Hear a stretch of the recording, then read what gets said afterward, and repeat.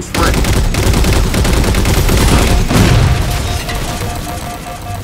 Hey everybody, I'm Ryan McCaffrey with IGN. We are up here at 343 Industries talking with Kynan Pearson, the lead multiplayer level designer on Halo 4. Kynan, welcome. Thanks for having me. We are going to check out all 10 Halo 4 multiplayer maps, so be sure to click over to all of them on IGN. Which one are we going to take a look at right now? All right, so right now we're going to take a look at Exile. Exile is a large-scale vehicular map.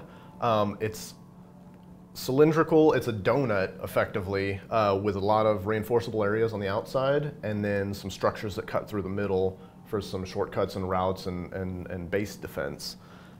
This map, fictionally, is a crash site where they reinforced a makeshift base out of the materials that were provided by the crash debris and everything of the ship. They kind of had to reinforce that area to survive. All right, so as I was talking about before, getting into the vehicle stuff, a donut is basically a description of a map that has an area that goes around the map completely. So if you look at the shape of a donut, there's a hole in the middle. This isn't really a hole, just in the description of the route. You're blocked off from the center in terms of your vehicle pathing. So you can just clean drive around the outer edge of the path, back and forth. It creates a nice loop. There's multiple routes that you take within the donut, but as you can see, I can make it from one end of the map to the other. I can turn around and go the other way, and there's just really nice vehicle combat areas. It makes vehicles fun to drive. You're not running into stuff constantly, but there's plenty of areas for ground units to kind of spring surprise attacks on the players as they're going around and do stuff. I see a lot of opportunity here to just load up a gunner in the Warthog and just start doing donuts around the donut to take out various enemies. Absolutely. So all maps, whenever you're going through the design process, you want to make sure, because it's easy to cut through the center of a map to get from point A to point B, you try and build maps outside in so that the outer edges of the map are still as usable as the center of the map. They're reinforceable. So if you're going around on the outer edge of the map, there's reason for you to do that. Right. You can still engage people. There's some power positions that you can hold within the different structures. So we've got some turrets out here. But as you can see, just any of these areas, like if somebody is over here and they're exposed out in the middle, it's actually, even though it takes a lot longer to make it around the map, it's a valid strategy to use the outer area of the map. That's one of the things that Halo maps have done really well. Yeah, you don't want to build a multiplayer map and then have people only use half or 2/3 of it, right? Absolutely. And if you make the areas on the outside of the map invalid, then people will just cut through the middle, and they'll always take the shortest route. So this is just showing that we've got quick access routes to get from outer edges into the center, so that even if you go around the outside and you're using cover and going for objective points, that there's still great reason to go outer in rather than having to worry about So there shortcuts. is a Banshee. We haven't seen too many of them by default in the multiplayer maps. You explained why in another of our map videos.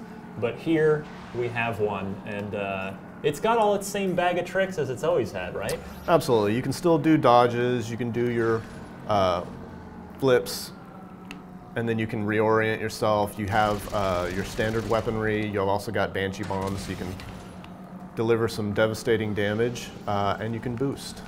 So you can splatter ground units, you can get around the map fairly easily. And I trust it's still possible if the driver gets close enough and you've got a skilled enough player on foot to board a Banshee. Absolutely. So there are some certain choke points that the Banshee needs to kind of, you don't have to go through this, but people tend to. So we give lots of opportunities to board the Banshee. Plus, you can have a plasma pistol in your default loadout. So at any given time, just bring as the it down. Banshee is going down, you can EMP it, run over, and take it. Now, do you find when you're designing a large-scale multiplayer map like this, is it harder or easier to do than one of the smaller or mid-sized maps? A lot of times the larger maps, because they have to support vehicles and ground units, are more difficult in terms of their layouts. Because you have to make it valid for players to do both things. Right. And when you're building a path in terms of a vehicle route or whatever. You need to make it comfortable for the vehicle to turn around, do donuts, and engage people. But those areas still have to feel good at the scale of the player if they're on foot and trying to get away from vehicles. You don't want the map to feel empty. That's another one of the things where, because we have sprint by default, you're actually able to get around the map fairly easily.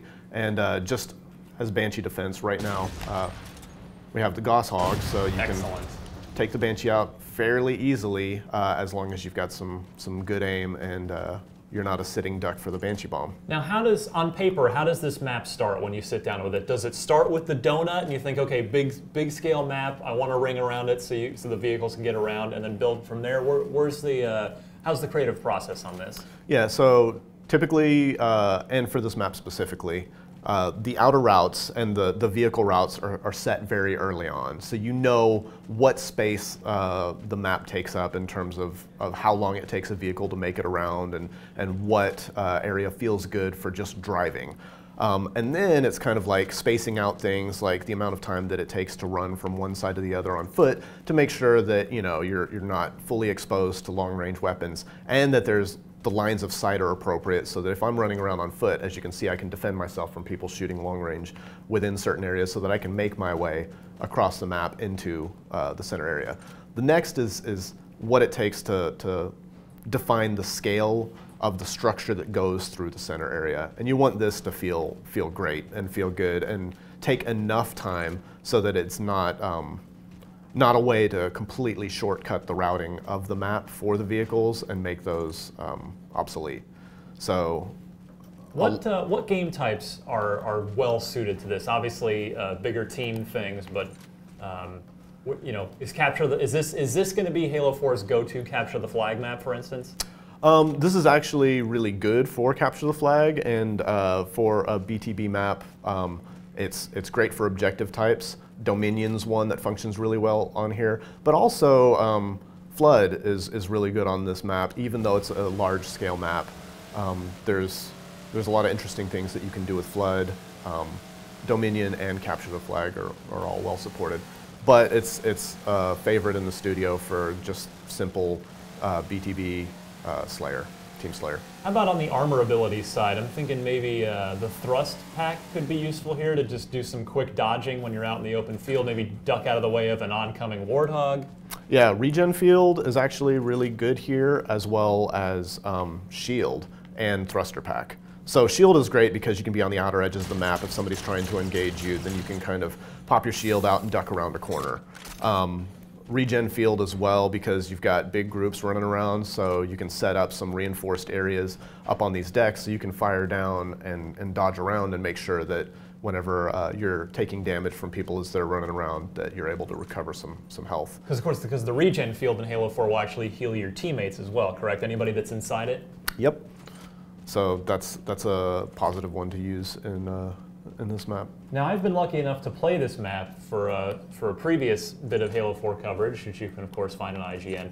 And in that session, I remember a Scorpion tank popping up. Is it in here by default, or will it show up based on various custom or certain game types? Yeah, Scorpion is in here by default. I will run to it now. But again, all the game modes have their own settings, so it doesn't make sense to have a Scorpion available on something like Flood. Right. But for the appropriate game types, objective game types and whatnot, you have the tank. The tank is great in this map, and it's another power vehicle that you have to contend with. But again, because you have things like the Goshawk and the Banshee, as well as plasma pistols, you have to have a coordinated team to be able to make sure that it's safe. Of course, the Scorpion's been a favorite going back to Halo 1 multiplayer. Is this the only one of the 10 maps that has a Scorpion in it by default?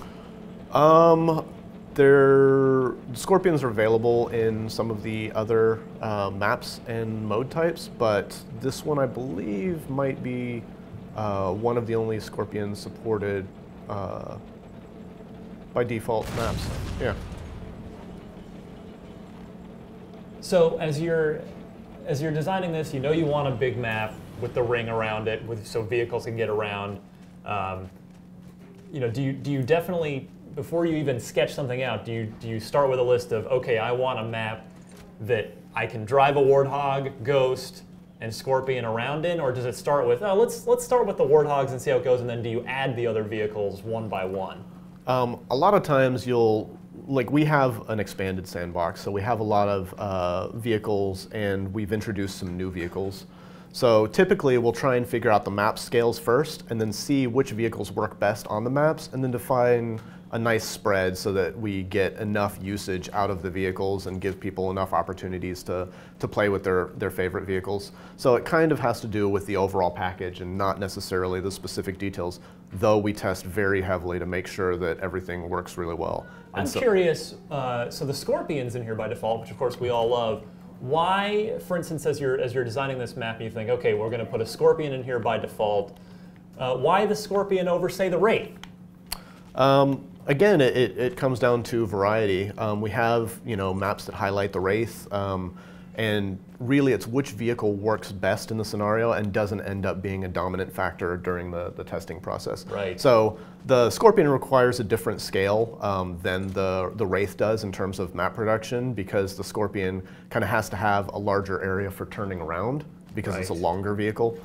So something like the Wraith, while it may totally function in this map and be positive, we might not use it by default just because we wanted to highlight the tank, or that the tank worked out really well for a certain mode. Has there been any significant change to this map since from when you guys first built it and had it playable to what's in the box? Yeah, absolutely. One of the first iterations of the map had the crashed vehicle right in the center of the map, and it actually had a crashed Covenant ship, so that played a more significant part fictionally as well as layout. And just in terms of some of the structures and everything, they've evolved massively from the first iteration of the level.